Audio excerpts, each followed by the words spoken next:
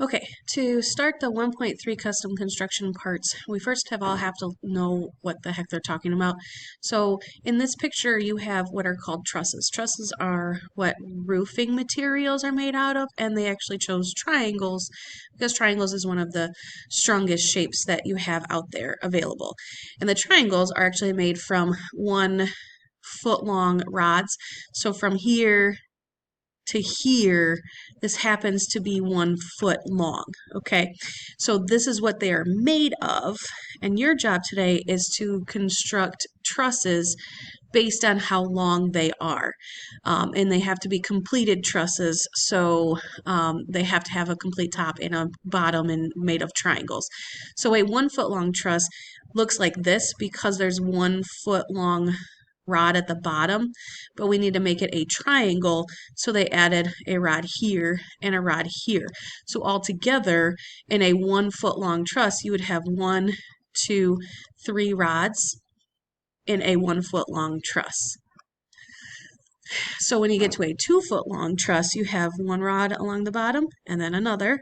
So you have 2 foot long rods at the base, but to make the actual truss, you have a triangle for the first rod, and then we have a triangle for the second rod, and then to connect them, we have this piece up here. So altogether, you would have 1, 2, 3, 4, 5, 6, 7 rods. So in the table, the length of a 2 foot long truss would actually have 7. If we were to draw out the third one, so this has 7 rods. So maybe we have 1, and then 2, and then 3 triangles for the bottom. So there's our 3 foot long truss.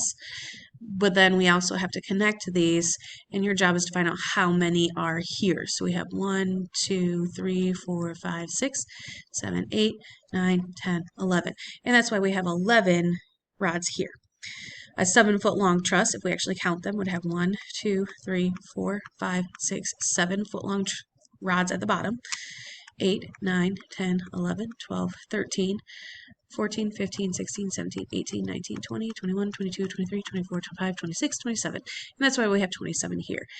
So your job is to complete the table. What if we were to draw a 4 foot long truss, a 5 foot, a 6 foot, an 8 foot?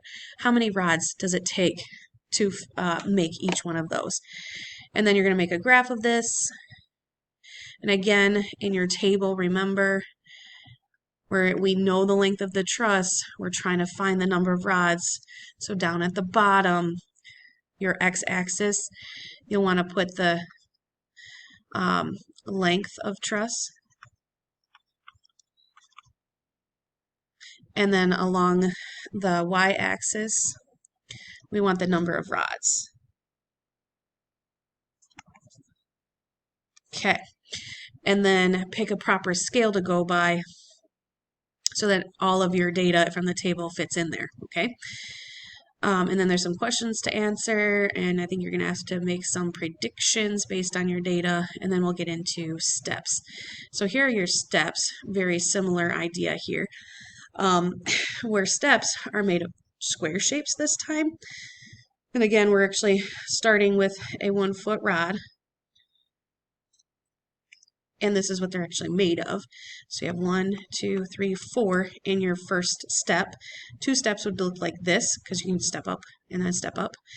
So we have 1, 2, 3, 4, 5, 6, 7, 8. So there are 8. We'll have to fix that. 9, 10. I forgot these 2.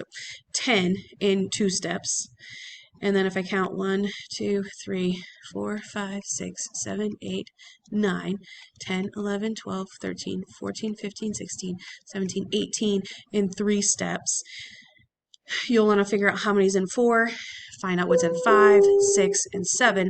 If it helps, draw out the 5 steps and see how many rods are there.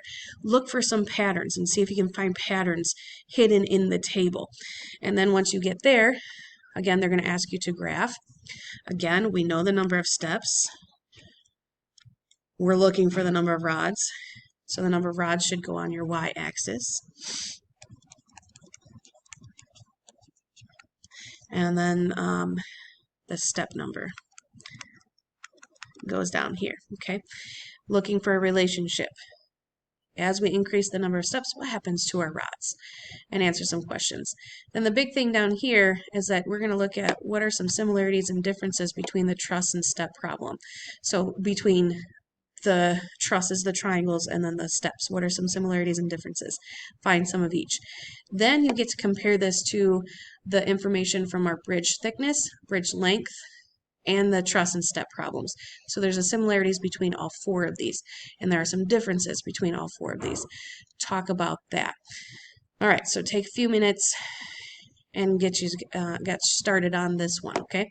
Good luck.